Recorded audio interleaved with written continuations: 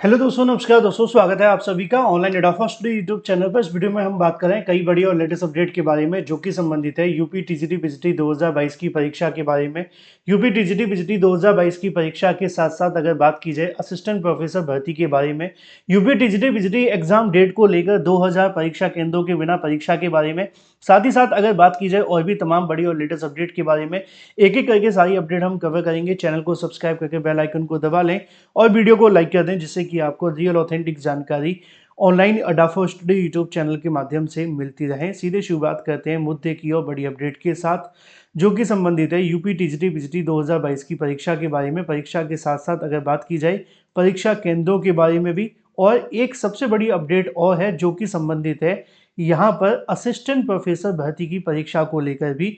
क्या assistant professor भर्ती परीक्षा रद्द होगी? और शिक्षा आयोग के कर्मचारी की गिरफ्तारी के बाद से हड़कंप मचा हुआ है।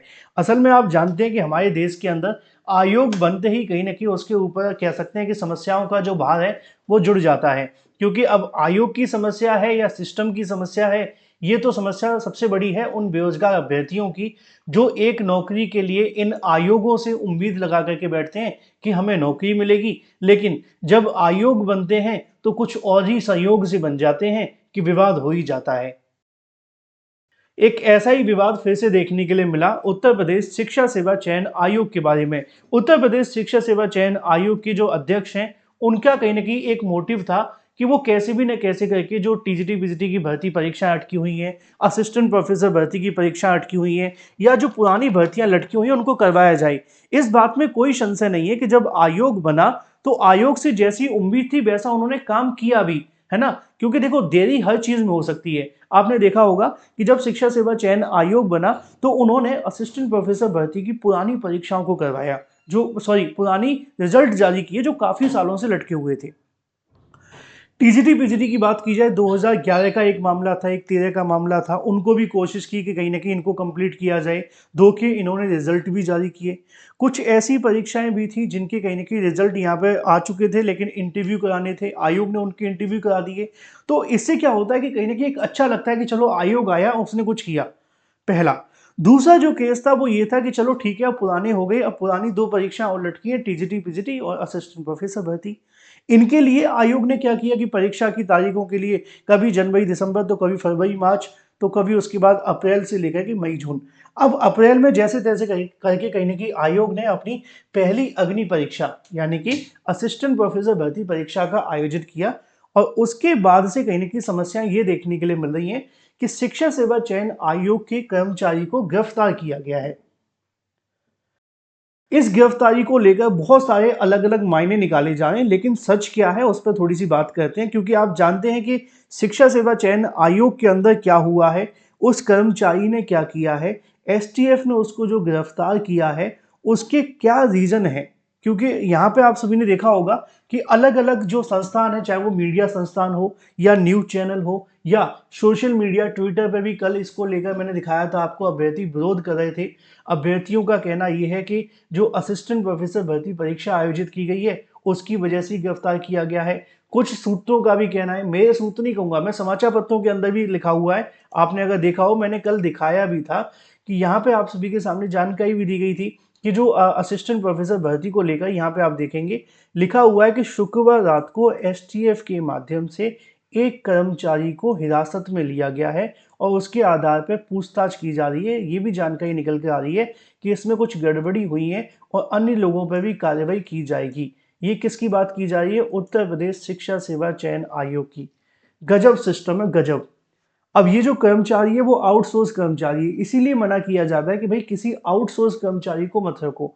आप अगर अपने घर में किसी काम वाले को भी रखते हैं तो उसको वेरीफाई करने के बाद में कोशिश ये करते हैं कि पक्का बंदा रखा जाए। पक्का मतलब कि परमानेंट करने की कोशिश की जाए। अगर हम किसी आउटसोर्स को ऐसे ही उठा लेंगे कि भाई आ जाओ थोड़े दिन के लिए, 10 दिन हमारे घर में सफाई कर दो, तो शायद वो झाड़ू पोछा ना करे लेकिन सफाई पूरी कर दे गहनों की। यही बात होती है कि किसी आउटसोर्स कर्मचारी को रखने के बजाय किसी परमानेंट को रखा जाए तो घोटाले होने के चांस कम आते हैं। अब यहाँ पे ये तो कंफर्म हो गया कि इसको लेकर कहीं की गिरफ्तारी की गई है, लेकिन जब से कहीं ना कहीं इनको गिरफ्तार किया गया है, आयोग के परिसर में से एसटीएफ इसको उठा करके ले गए हैं, उसके बाद से बहुत सारी जो चीज़ें वो बिगड़ी हुई हैं। कुछ का कहना है कि असिस्टेंट प्रोफेसर भर्ती में घोटाला हुआ है, कुछ का कहना है कि इस परीक्षा के अंदर उन्होंने धांधली की है, कुछ का ये कहना है कि कुछ और लोग भी इसके अंदर मिले हुए हैं। अब क्या होगा ये तो एसटीएफ की रिपोर्ट आने के बाद ही पता चलेगा। क्या असिस्टेंट प्रोफेसर भर्ती परीक्षा रद्द होगी? वैसे तो देखो परीक्षा रद्द होने की कोई चीज़ लग नहीं रही है, लेकिन अब क्या घोटाला हुआ है, कर्मचारी ने ऐसा क्या कर दिया है, क्या कुछ और चीज़ें देखने के लिए मिली हैं, या कर्मचारी का इस परीक्षा से कोई लेना देना है भी है या नहीं, जब तक ये क्लियर नहीं हो जाता तब तक कुछ कह पाना अभी संभव नहीं है। जो अभ्यर्थी अपनी तैयारी कर रहे हैं टीजीटी बीजीटी के लिए, उस पर अब बात कर लेते हैं। असिस्टेंट प्रोफेसर और आयोग के कर्मचारी को लेकर मैंने अपडेट दे दी है। एसटीएफ की रिपोर्ट अभी आना बाकी है। आयोग ने अपनी ओर से कोई ऑफिशियल बयान नहीं दिया है इस मामले पर अभी तक। बात कर ली जाए टीजीटी बीजीटी 2022 की परीक्षा को लेकर भी, क्योंकि टीजीटी पीजीटी 2022 की परीक्षा के संबंध में आज का दिन बेहद महत्वपूर्ण है, आपको याद होना चाहिए। आज 20 अप्रैल है और 20 अप्रैल के दिन ही शिक्षा सेवा चयन आयोग के माध्यम से एक डेडलाइन तय की गई थी, जिसमें उन्होंने कहा था कि टीजीटी और पीजीटी परीक्षाओं को लेकर जितने भी कहीं ना कहीं परीक्षा केंद्र जिनके माध्यम से अपनी ओर से सहमति पत्र भेजा जाए, जिसमें उन्होंने कहा था कि टीजीटी की परीक्षा 14 और 15 मई को और पीजीटी की परीक्षा 18 और 19 जून को कराए जाने का फैसला लिया गया था। उसमें उन्होंने इस बात को भी कंफर्म किया था कि इन दोनों परीक्षाओं के लिए मई और जून में परीक्षा केंद्रों पर अगर पर्याप्त संख्या में परीक्षा केंद्र मौजूद हैं तो उससे संबंधित जो सहमति पत्र है वो दे दिया जाए। बहुत सारे जिलों के माध्यम से भेजा गया था, मैंने आपको बताया था, और आपको मैंने जिलों के नाम भी बताए हुए हैं। हाँ, ये बात अलग है कि किसी से 30 मांगे हैं तो किसी ने 20 भेजे हैं, किसी ने 20 मांगे हैं तो किसी ने 15 भेजे, है ना। ये एक अलग मामला है। अब इसको लेकर आज की जो तारीख है वो तय होगी। उम्मीद ये है कि शिक्षा सेवा चयन आयोग कोशिश कर रहा है कि टीजीटी पीजीटी के लिए मिनिमम 2000 परीक्षा केंद्र मिल जाए, क्योंकि आयोग ने जो कोशिश की थी वो 75 जिलों से मांगा गया था डाटा। जब 75 जिलों से डाटा मांगा गया था तो उन्होंने 30 की बात की थी। जब आप यहाँ मल्टीप्लाई करेंगे तो लगभग आप सभी के सामने, है ना, 2250 के समथिंग निकल करके आएगा। अब जब 2250 के समथिंग निकल करके आएगा तो 2250 तो उन्होंने मांग की थी, लेकिन उनका कहना है कि अगर 2000 परीक्षा केंद्र भी मिल जाए तो परीक्षा आसानी से करवाई जा सकती है। अगर 2000 से कम मिलते हैं तो फिर उसके लिए आयोग अलग से कोई फैसला लेगा।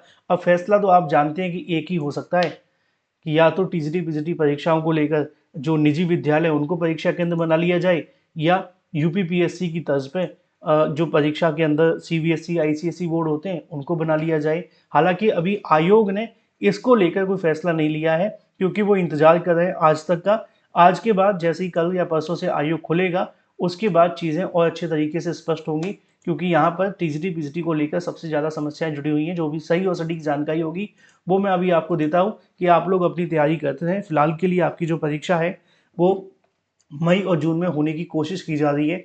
आयोग भरसक प्रयास कर रहा है कि कैसे भी न कैसे करके इस परीक्षा को करवा लिया जाए। अब यहाँ पे अगर सब कुछ सही रहा, परीक्षा के अंदर मिल गई तो कोई दिक्कत नहीं आने वाली। रही बात असिस्टेंट प्रोफेसर की हुई गिरफ्तारी के बारे में, अगर उस परीक्षा से कोई लेना देना है तो फिर वो एसटीएफ की रिपोर्ट आने के बाद ही आयोग कोई फैसला लेगा। इसलिए अभी तक ना उन्होंने इसके बारे में कोई स्पष्टीकरण दिया है और ना ही किसी की तरफ से कोई बयान आया है। जो भी सही जानकारी होगी वो आपको इस चैनल के माध्यम से मिलती रहेगी। चैनल को सब्सक्राइब करके बेल आइकन को दबा लें और वीडियो को लाइक कर दें। Thank you for watching this video.